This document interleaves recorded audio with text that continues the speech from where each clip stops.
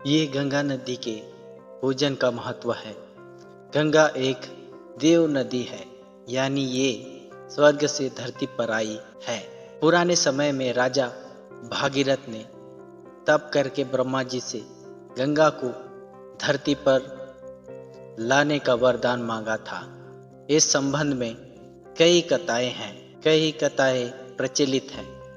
जानिए गंगा के धरती पर आने की एक कथा, और इस कथा की सीख है। राजा दिलीप की मृत्यु के बाद भागीरथ राजा बने। भागीरथ के पूर्वज राजा सागर के 60 पुत्रों की मृत्यु के बाद उनका उद्धार नहीं हो पा रहा था। अपने पूर्वजों के उद्धार के लिए राजा भागीरथ ने देव नदी गंगा को धरती पर लाने के लिए कठोर तप किया था। भागीरथ ने सबसे पहले ब्रह्मा जी को खुश करने के लिए तप किया। जब ब्रह्मा जी प्रकट हुए तो उन्होंने वरदान मांगने के लिए कहा। भागीरथ ने वरदान मांगा कि मैं मेरे पूर्वज सागर के पुत्रों के उद्धार के लिए स्वर्ग से देव नदी गंगा को धरती पर लाना चाहता हूँ।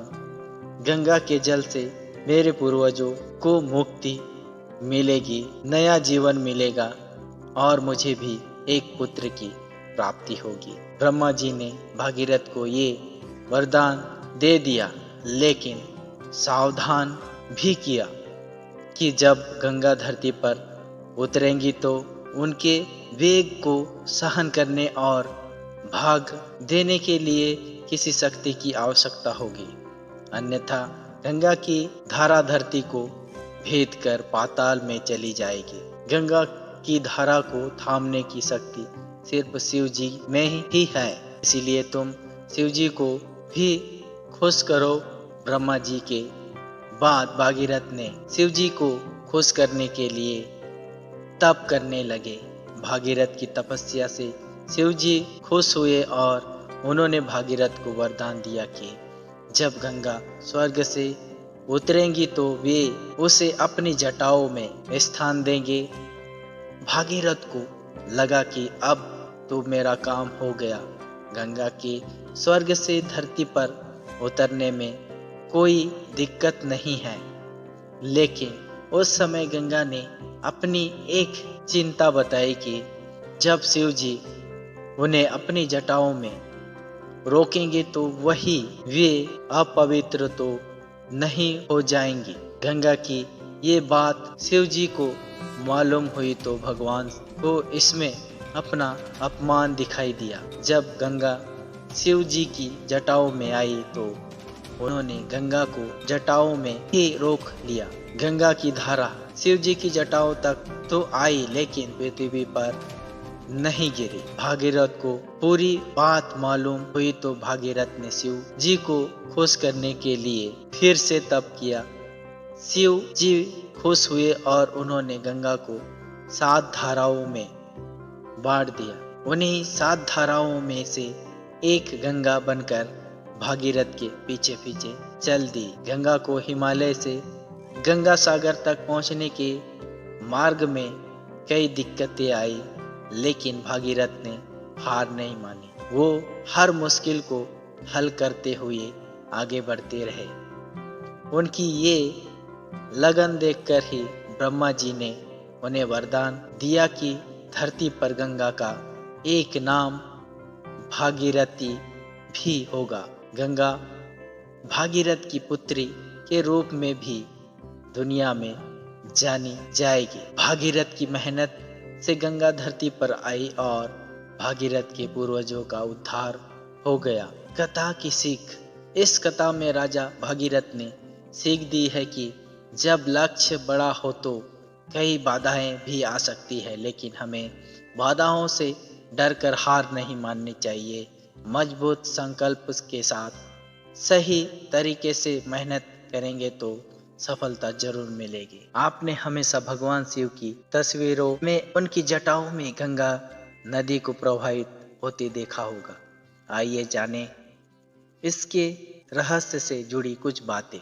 गंगा नदी को हिंदुओं की सबसे पवित्र नदी माना जाता है। भारत के कई हिस्सों में बहने वाली नदी अपने जल से अनगिनत लोगों को तृप्त करती है। अपने उद्गम स्थान से लेकर हिमालय की गोद में जाने तक इस नदी का अपना अलग ही इतिहास और कहानी है। इस नदी को आपने अक्सर भगवान शिव की जटाओं से निकलते हुए देखा होगा।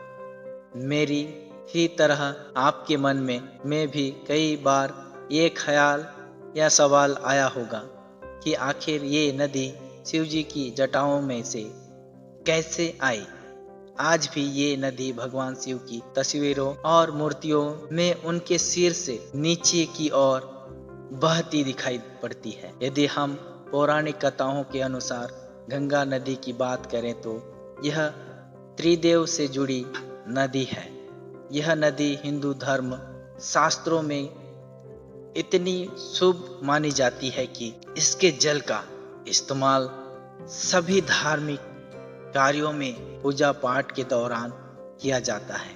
आइए जाने इस बात के रहस्य से कुछ बातों के बारे में कि कैसे गंगा नदी शिव जी की जटाओं में स्थापित हुई। शिव जी का जटाओं में कैसे आई गंगा। अगर हम भौगोलिक रचना की बात करें तो गंगा नदी का उद्गम हिमालय में स्थित गंगोत्री के ऊपर गौमुख से हुआ है।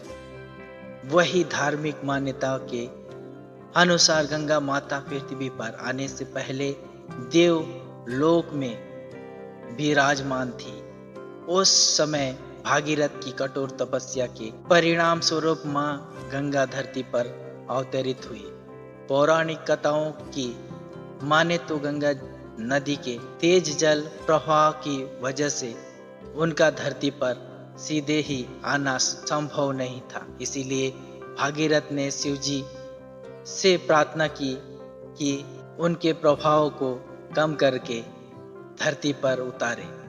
उस समय शिव जी ने गंगा नदी को अपनी जटाओं में प्रवेश कराया और काफी समय तक वो वहीं विराजमान हुई। ऐसा भी कहा जाता है कि यदि भगवान शिव नदी को अपनी जटाओं में ना समेटते तो वो अपने तीव्र प्रभाव की वजह से धरती को चीरकर पाताल लोक पहुंच जाती। भागीरथ गंगा को धरती पर क्यों लाए।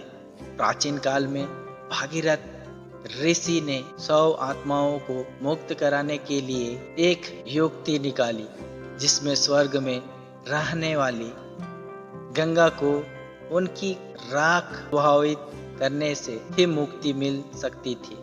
इसलिए उन्होंने घोर तपस्या की।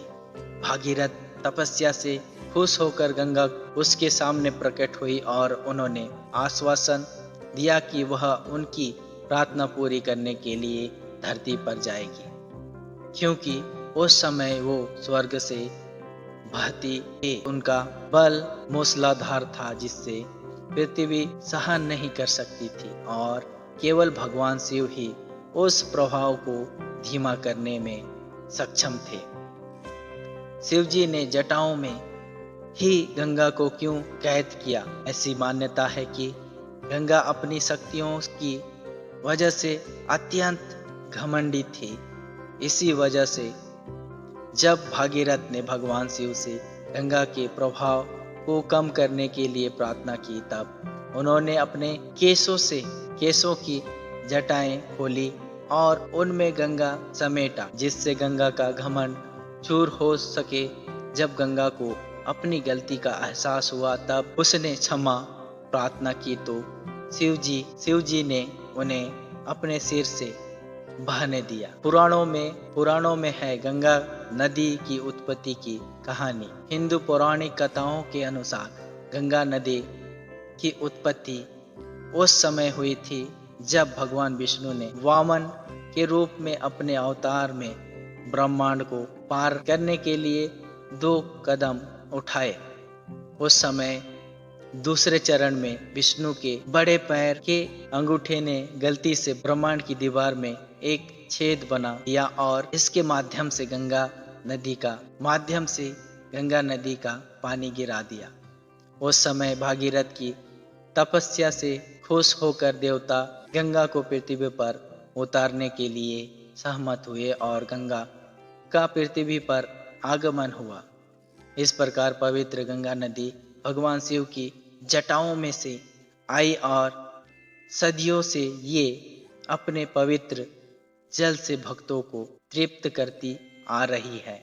आपको यह स्टोरी अच्छी लगी हो तो इसे अपने दोस्त और रिश्तेदारों तक जरूर शेयर करें, लाइक जरूर करें। इसी तरह की वीडियो देखने के लिए हमारे चैनल से जुड़े रहिए।